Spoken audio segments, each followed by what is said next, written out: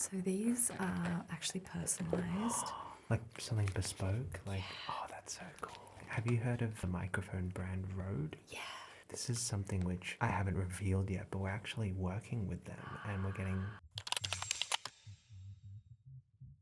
That is awesome. So if you're hearing this on the podcast, then it's a... keep it hush hush. Wow, that's so cool.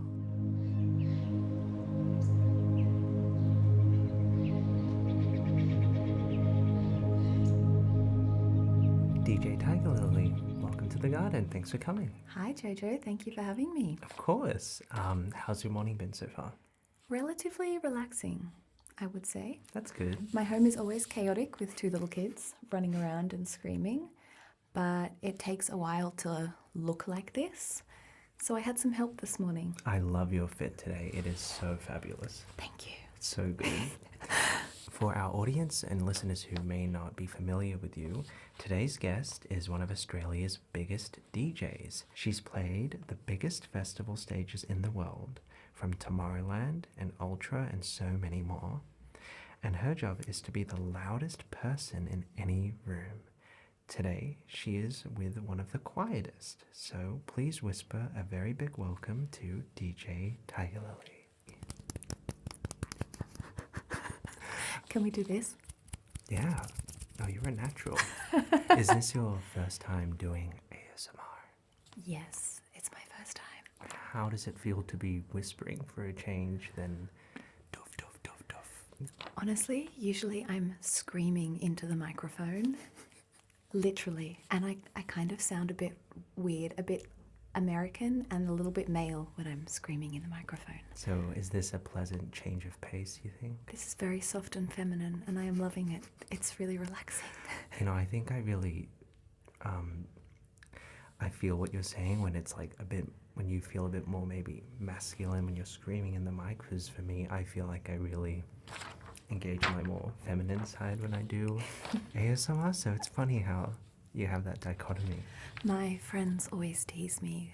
They don't really come to my shows anymore. We're all a bit too old for that, but they always say, you sound like an American dude from California when you're on the mic. So I really try these days to sound feminine and Australian, but it's hard when you're getting excited and you're really wanting to try and engage the crowd. Oh, I'm sure. One of the things I thought we could ask is about your name.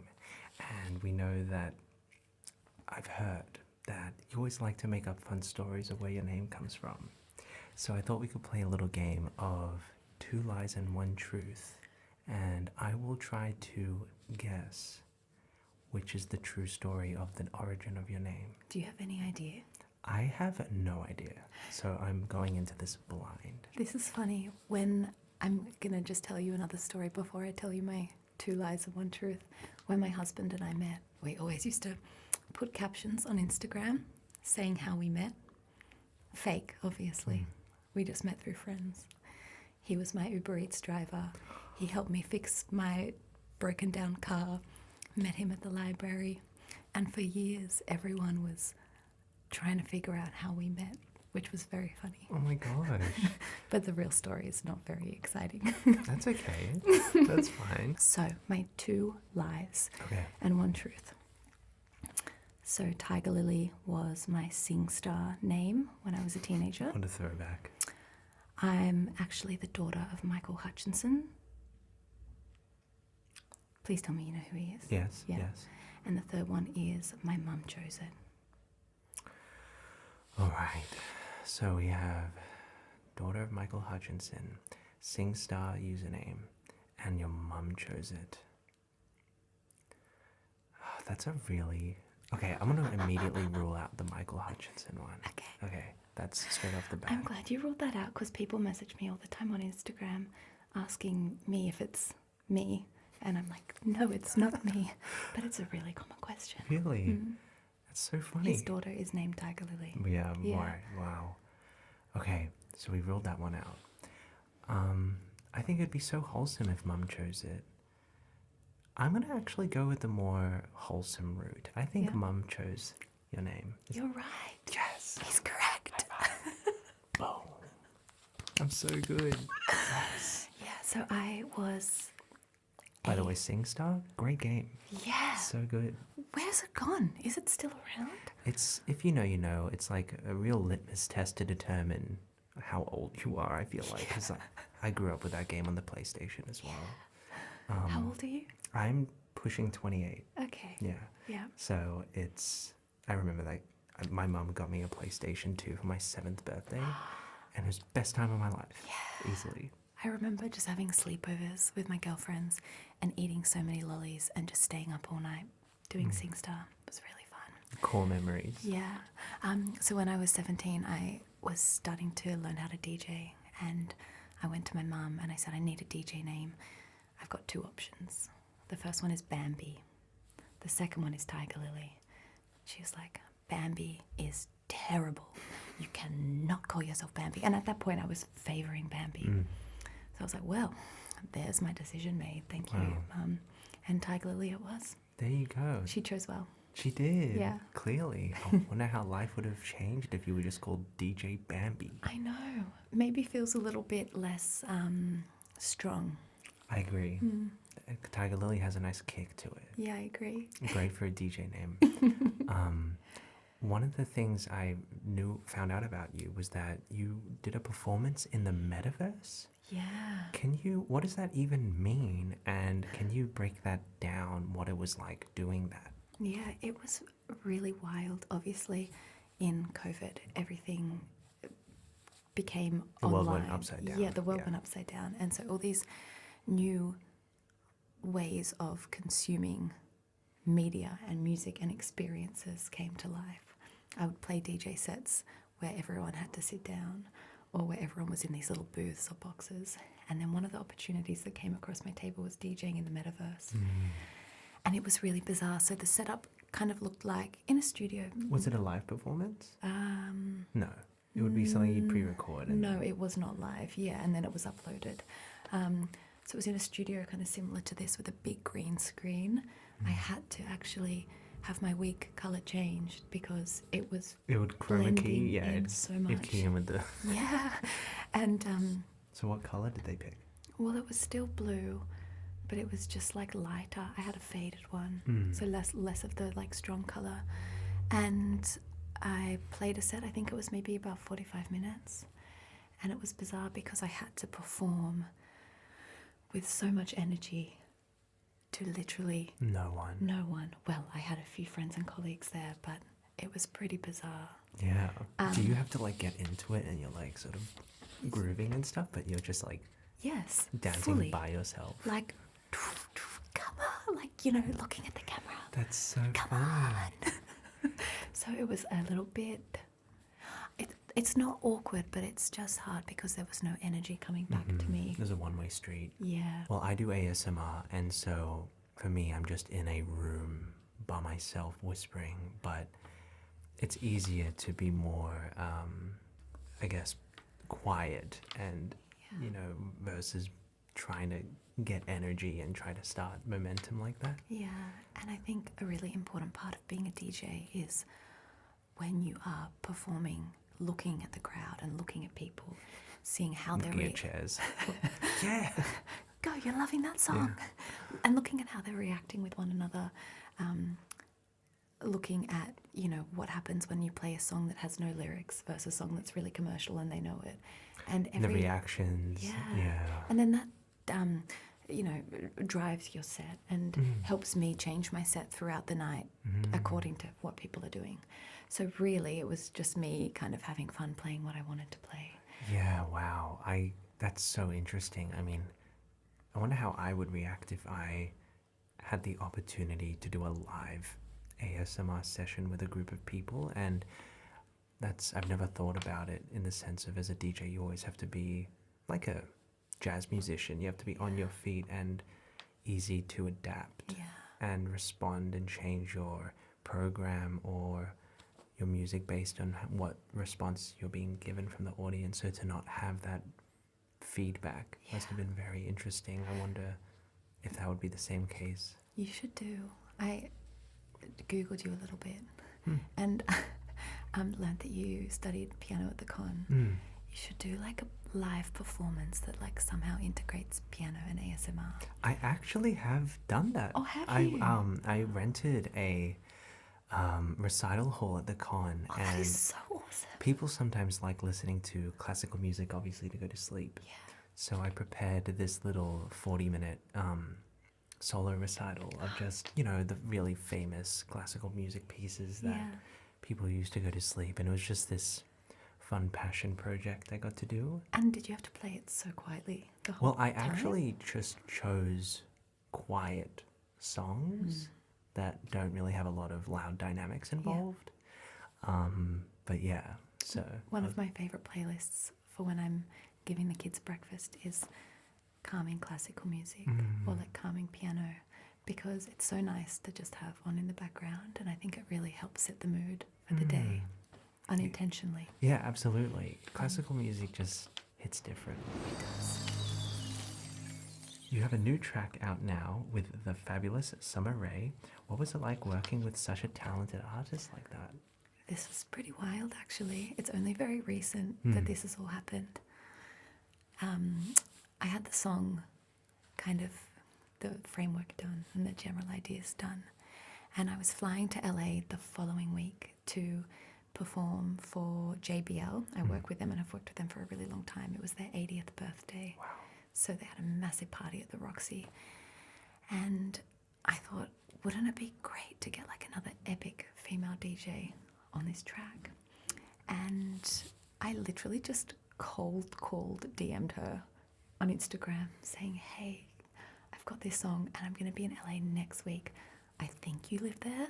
A, do you want to jump on the track and help finish it? And B, are you going to be around? And the answer was yes and yes. That's so cool. It was wild. My brand and music manager and I were manifesting it into the universe, and it was one of those things where we said, if we pull this off, it's just going to be within a week, like Short notice. done and dusted yeah. and amazing. And it worked so beautifully. And you never know when you meet someone like that who has, I think she has like 15 million followers or something, what the energy is going to be like. But she was awesome. Really she was humble and super stuff? down to Wow. earth, like really generous with her energy and her time, and really interested in, she's only relatively new at DJing.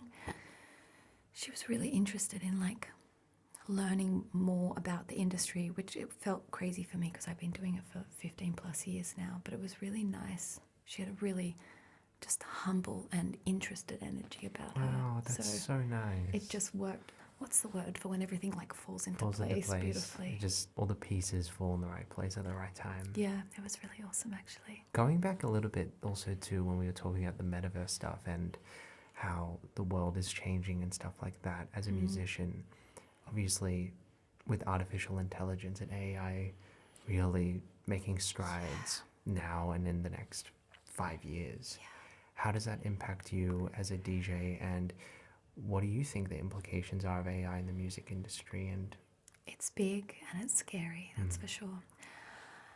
From a writing perspective, it's obviously pretty terrifying. There are lots of programs where you can just input a couple of sentences or a little paragraph and it will spit out a really quite well produced dance song. There's a great app that I've been starting to be a bit more confident with writing my own vocals recently, which has been fun. And I've been experimenting with this app to give me different phrasings and different stylistic interpretations of these vocals, and then we get someone like a singer to re-sing it, giving them the AI as the, this is what I kind of like.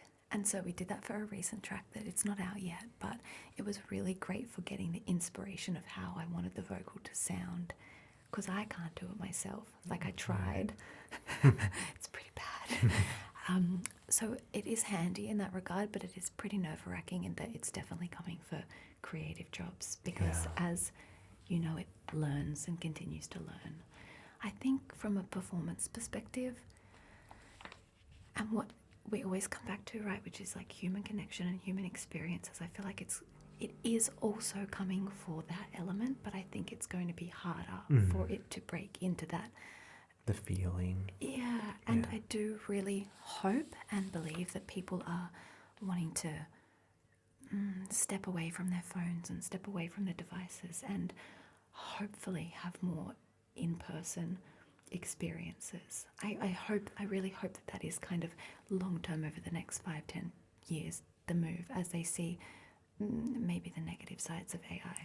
Yeah, I think for like when you're talking about being in person, like a one-to-one human experience is something which just is irreplaceable by AI. And it's like, for example, when a new movie comes out, why do people still, I mean, obviously some people watch it just at home on a digital streaming platform, but like the whole culture of going to watch a film in person and you're with people and you get to feel their reactions. And so it'll be interesting to see how musicians and people in the creative arts are, how people or consumers be like, I want to watch something that was made by a human. And so it would be nice if somehow there was a disclosure on music this and is AI generated film. Like 5% of this was AI generated or 95% of this was AI generated. I'm sure there'll be something like that in the future.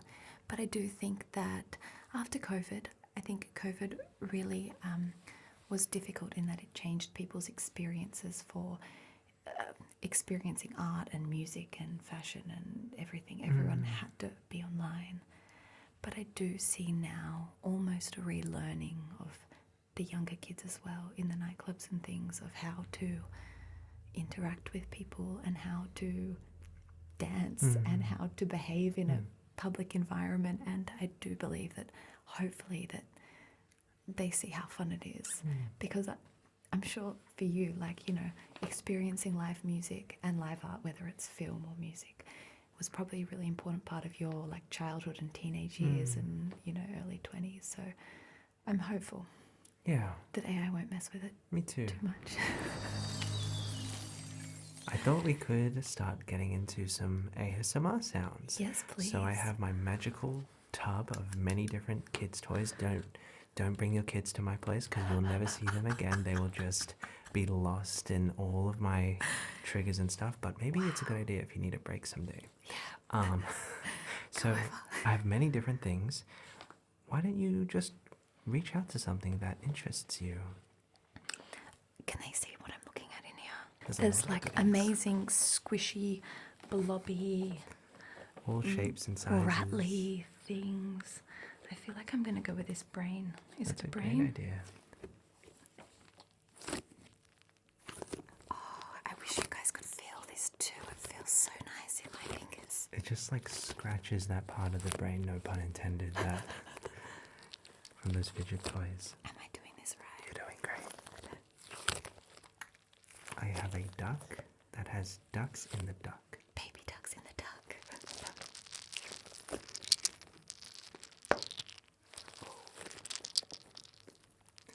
I like ASMR a lot because you get to feel like a kid. So whenever I'm going shopping at Woolworths or Coles, I'm just picking up oranges and tapping on them. I just came back from Korea and Japan, and I was just looking for new. It's one of my favorite things to do. Just going trigger hunting and finding props and just listening to things, picking things up and hearing them and listening to them. And I was listening today to things in my house to try and see what made noises. Because obviously lots of things make noises, but you probably wouldn't necessarily realize that. And it is really interesting and fun being like a kid again. I will say that's a nice thing about being a parent. Ooh. these are hacky sacks, like juggling balls. That's a really fun thing about being a parent. You get to like re-see everything from a kid's perspective again. Reminds you of some things. Do you have an early memory of getting ASMR? I don't know. I'm trying to think of what my earliest memory would be.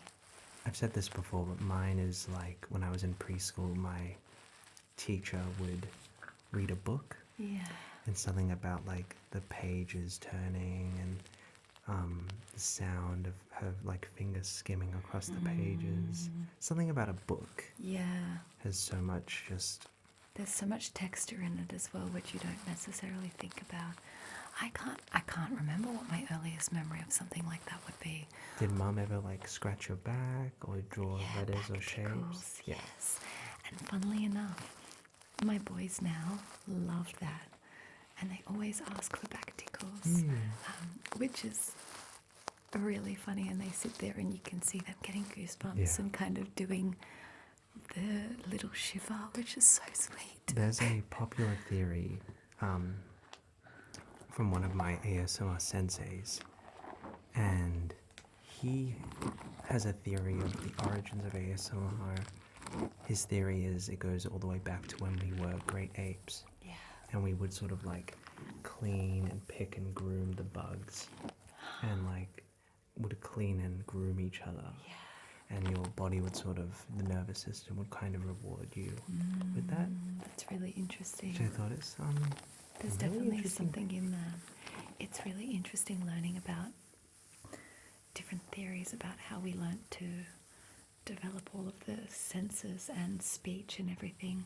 I sometimes go to a choir with my mum at the opera house. It's like a community choir, and they were talking about the origins of speech and how it evolved from African music, and then obviously before humans were speaking, we were probably singing and mimicking the sounds around us, whether it was birds or trees or water. And it's a really interesting thing to think about. Yeah. Pretty cool. This one is amazing. I have a pineapple full of little... Like Orbeez? Yeah. Yeah, it's so good. This is actually a baby toy. I'm sure you have plenty of these. We have plenty of these at home. I was looking through my kids' toys today, actually, to see if I could bring it with something. Everything was really noisy. That's okay, yeah. That's nice. I got this in Japan. That's very cute. This is a Japanese character called Ampanman, and he's made of bread. And at the end of every single show, he gets eaten. Oh. It's a bit sad for Yeah, him. it's alright. He's fine. Comes back next show. Yeah. Alive and well. So tell me a little bit about DJ Tigerlily Radio. Yeah. What's that about? So, Team Tiger Radio is what it's called. I've been doing it now for maybe 10 years, I want to say. It's been a long time. And it's been an ever-evolving platform where I'm able to play and showcase music I love. And then also host guests. Some are famous, and then others are up-and-comer DJs, a lot of like young Australian DJs and producers. So like kind of giving an opportunity for upcoming artists to plant their foot at the big palace. I feel like there's obviously more opportunities than ever to be seen, but it's also harder than ever to be seen as an artist. So much competition. Yeah, absolutely. And so it's been, thank you. This is like a honeycomb type of mold. Ooh. It's the inside of a seat cushion. Oh. Yeah. I would have never guessed that. So it's released every month. It's an hour-long music podcast where I usually do about a 30-minute mix, and then I give 30 minutes to a guest for them to play and showcase, whether it's their own music or music that they love. That's so lovely. So yeah, it's Sort pretty of like cool. giving back a little bit to the community. And Yeah, while also like then sharing music that has, influenced me that month or that I've loved to listen to and enjoyed. So yeah, it's pretty, I'm proud that it's been going for so long, because it's not a small feat, as you know, to continue to produce content when life happens around you. For sure. So yeah. I really love that. That's something that you do. We tried to share, part of Whitenoise, what we do is also operating as a talent agency. So we sign with other ASMR creators, and they get the opportunity to also use our gear and equipment. And it's so nice to be able to work with aspiring creators. And just, I feel like there's so much gatekeeping in the industry, and Yeah. it's nice to be able to just work on a human level with someone. Something that I've always very, very strongly believed in is that there's plenty of room for everyone in the creative industries, but it relies on you, as in each of us, being authentically yourself, you know? Because if you're trying to copy or emulate what someone else is doing, there's probably not room for that. But there really is room for everyone, and I think it's a nice attitude to have. Makes everything feel a bit less competitive. I agree.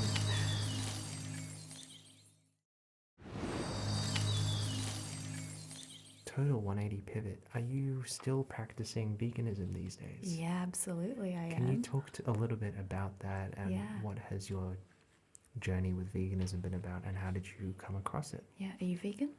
I've been for 7 years. So I started in I never thought I would ever be vegan Yeah, in my entire wow. life.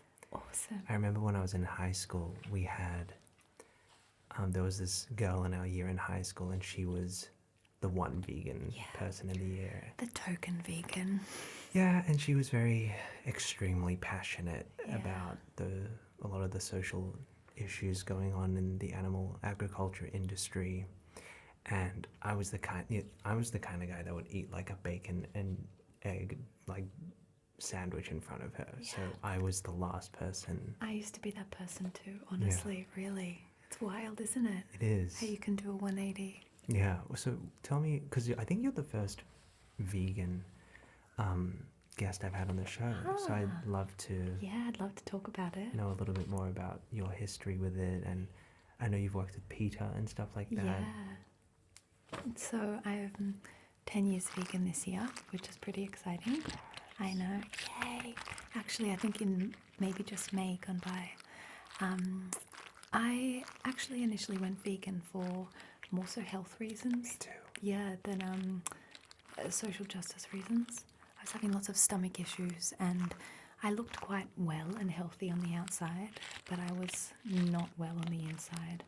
And I went to lots of different doctors to try and figure out what was going on. And during that time, I was also obviously doing my own research to try and figure out what I could do to help my body. And coming across veganism was one of those things.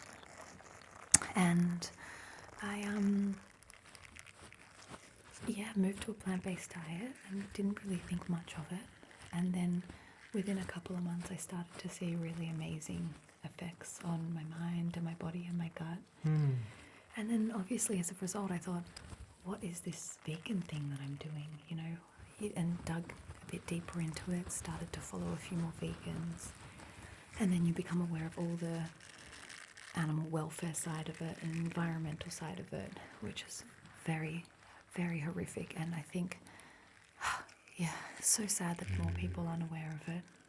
And I'm at a very different place with veganism now, funnily enough. I used to get really upset and really Passionate. down and out. Yeah. I was the same. I think it's a very normal reaction. You know, I found when I first went vegan, it was like taking the red or blue pill in the Matrix, and you're upset and you're angry and you're At everyone, passionate all at the time. everyone Yeah. and what's happening, and because you become aware of this immense injustice that's happening, and you're very angry.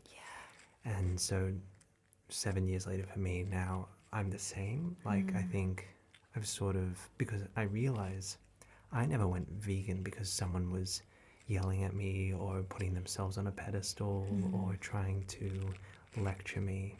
What made me want to go vegan was the more intelligent debate and recognizing my own moral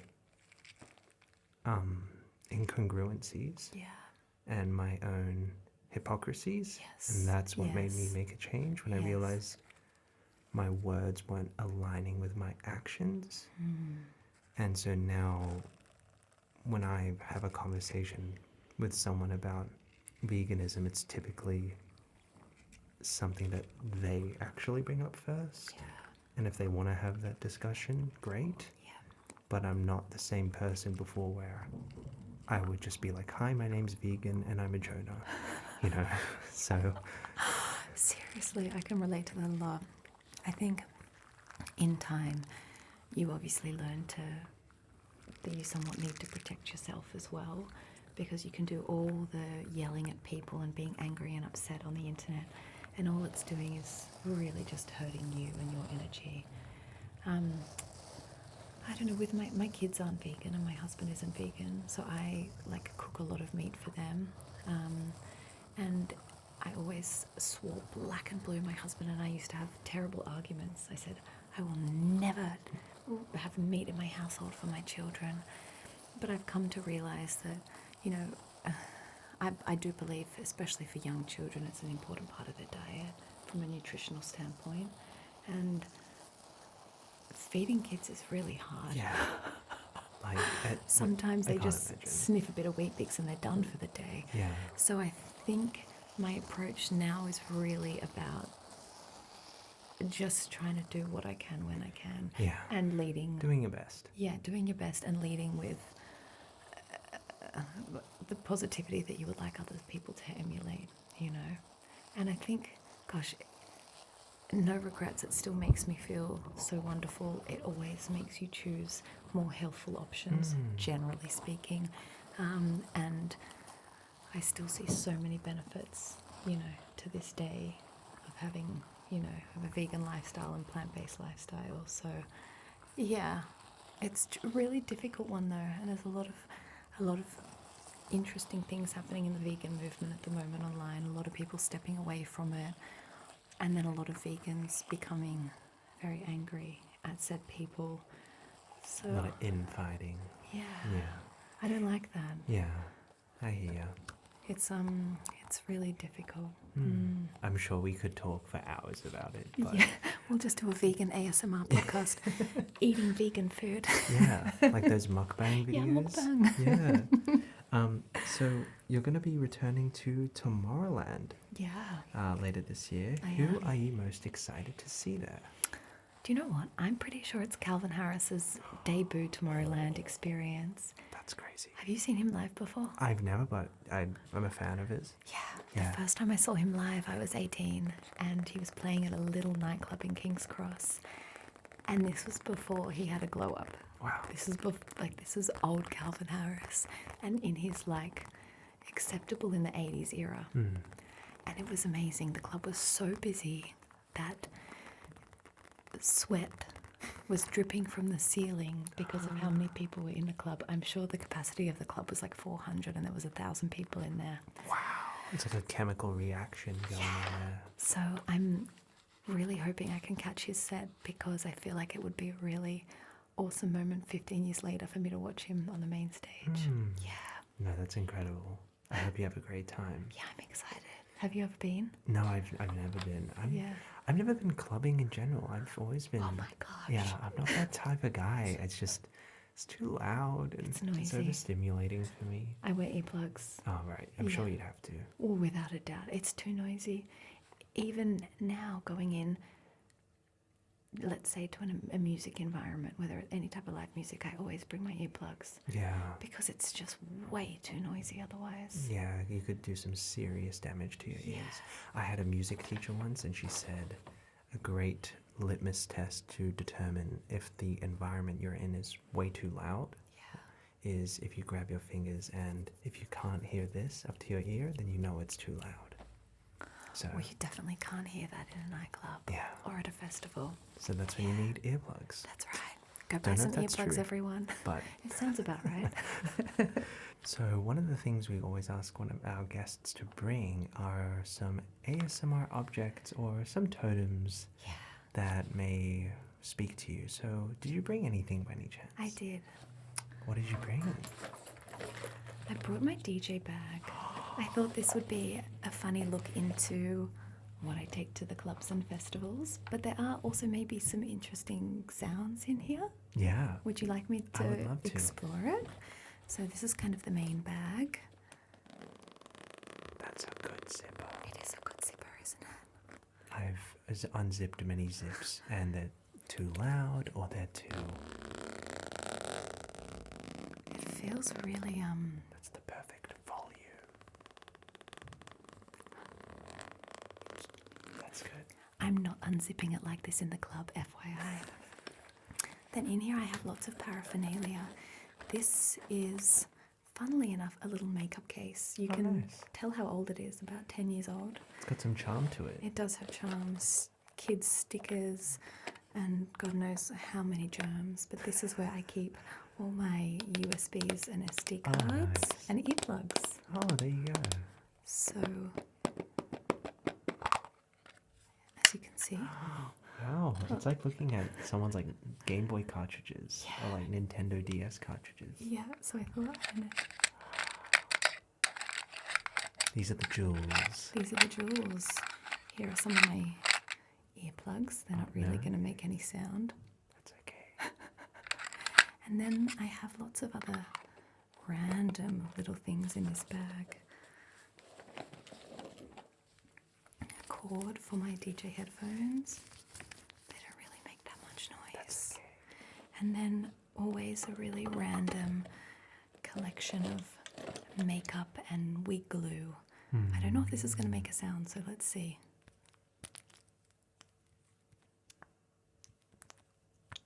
That's great. Kind of a cool sound. Yeah. With like lip gloss. Yeah. That's good. So yeah, this is my DJ bag. Thank you. That's great. Very random. Are those your headphones? These are my headphones. Do you want to see them? I'm curious for sure. I'm curious as a DJ, like, do you trial tons of different pairs? Like, how do you find the perfect pair of headphones for? So, when I first started DJing, I used the industry standard, which is Sennheiser's, and 90% of DJs have them. And then when I started to work with JBL, they were designing club headphones specifically for DJs. Now, these are not available to buy. They give them only to their ambassadors and people they work with. So they're great. That's so cool. Another nice zipper. Yeah. So these are actually personalized. Like something bespoke. Like, oh, that's so cool. And then they have I love the the colour. JBL logo and my logo here. That's so cool. Yeah, so I don't know. How long have you had those? These are probably about 6 months old. Like the wig, I kind of have to refresh them every 6 to 12 months because these guys get thrashed, and obviously they have things like this. And over time, Wear and being tear. thrown on the decks and travelled with and things like that, they definitely get, pretty broke. So That is such a Yeah. flex. it is pretty cool, It's so isn't it? cool. I still wear these and I think, oh my goodness, I have my own headphones. That is so sick. Have you heard of the microphone brand Rode? Yeah. So this is something which I haven't revealed yet, but we're actually working with them and we're getting custom like Rode microphones too from them. That is awesome. So if you're hearing this on the podcast, then it's a keep it hush hush. Wow, that's so cool. Did you help Co-design. the inside of the mic? Oh, so the actual capsules are the same. Yeah, okay. But it's just the shell of the microphone is customized. Okay, and so cool. so When we were designing these headphones with JBL, we did lots of testing over in Germany where we would go into these booths and listen to sounds and music, That's so and then depending on our preferences, choose how we wanted the sound to be heard.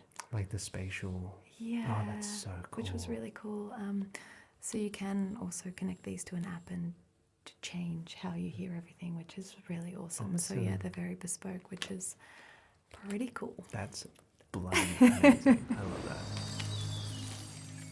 So the final question that I have that we ask for all of our guests on the show is, before we do, is we ask our guests to take the viewer to a soundscape of their choice. Yeah. It can be a happy place. It can be somewhere that is that you look back on fondly from your memories, whatever it is. It can be as obscure and as wacky as you want.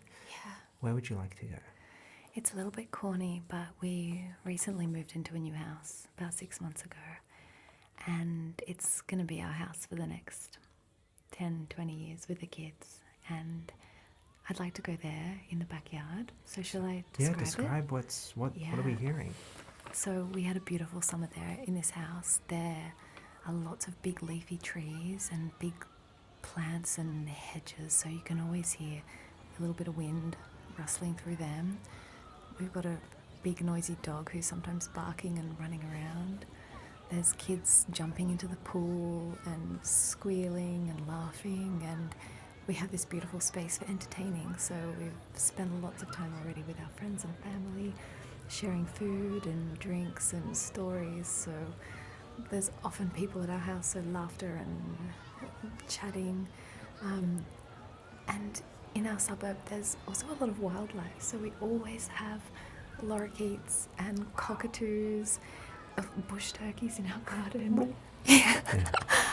The cockatoos in particular, they're really noisy and they always come in, and kookaburras too, and sit on the fence, and my boys try and talk to them. They're not interested at all. So we have like it feels like a little bit of paradise in the city for us, where we've got nature combining with our home and our family, and for me that's really special. Wow. Yeah. Well, I'm sure that Nick will create a beautiful soundscape that will give us that feeling. I'm excited to hear it. So, I know you just mentioned a little bit about your home, and it will be the home that you and your family live for the next 10, 20 years. So I guess this sort of leans into this final question, but where do you see yourself in 5 years? I mean, what does 5 years from now look like for you, I guess, for your family too, right? Yeah. More babies, I'm Really? sure. Yeah, How we're many? crazy. I'd love 4, but I don't know, my husband thinks I'm a little bit mad. Very brave. I commend it. Thank you. Yeah, that's great. They're the best. Being a mum is really, honestly, the Really? most rewarding thing ever, and I feel like people don't necessarily talk about it positively enough. But I think you're right. I feel like whenever I'm scrolling on TikTok, I just see these like, I don't know why I'm being shown this. Like I'm not getting pregnant, but I see a lot of these postpartum symptoms that some women experience. yeah. Or like intrusive thoughts some women experience. Or Oh whatever. yeah, all of that is pretty wild. The intrusive thoughts like, what if I throw my baby off the balcony? Yeah. What if I do this? Yeah. What if I do that? What But if? literally. Yeah. But like you learn to, it's also hormonal and driven by the experience. And I can imagine if you had a really bad time, maybe pregnant or postpartum, it would be pretty shitty. Generally speaking, I had a pretty good time. A few bumps along the way, but yeah, I think people don't give it a good rap. So I'm always trying to give it a good rap because it is really fun. And don't get me wrong, it's hard. It's life. My little one, he was awake last night between 1 and 3. And he's a great sleeper. I was like, what are you doing awake? I've got a busy day tomorrow. He just wanted to party. So yeah, more babies. Career-wise, as the kids get older, I'm hoping to be able to Depend on them, maybe? depend on the kids. Like maybe like an older sibling can help. Well, yeah, Yeah. absolutely. And I think at this point, I've had to really slow my traveling down and my touring because I think I mentioned this before. I really want to focus on the kids and making sure I'm a really present mum. But I think as they get a little bit older and they move into school age, I think it will allow me to have a little bit more freedom with my work, which means hopefully spending more time writing, maybe more time traveling a little bit, doing some more shows. So hoping to get some more balance back for myself. It's a tricky phase, I think, when you have little kids. Especially as a mum. Yeah, your whole life is dedicated to them, like physically and mentally, and then being pregnant and having the baby and everything. It's a big time. So I'm conscious that the balance is, kind of leaning over this way more to kids and family at the moment, and hopefully in the next 5 years the pendulum will swing the other way and I'll have a bit more time for creative fun me. I hear. Yeah. That's a great answer. Yeah. Awesome. Well, where can our listeners find you? Yeah, so you can find me on all your social media platforms, DJ Tigerlily, and all your streaming platforms as well, Spotify, Apple Music, SoundCloud. I think that's it. Awesome. Yeah. Well, thank you so much again for coming on the show. It was such a nice conversation that I had with you today. Yeah, I'm so thankful for you having me. Really appreciate it. And we'll see you all next time. Bye. Bye.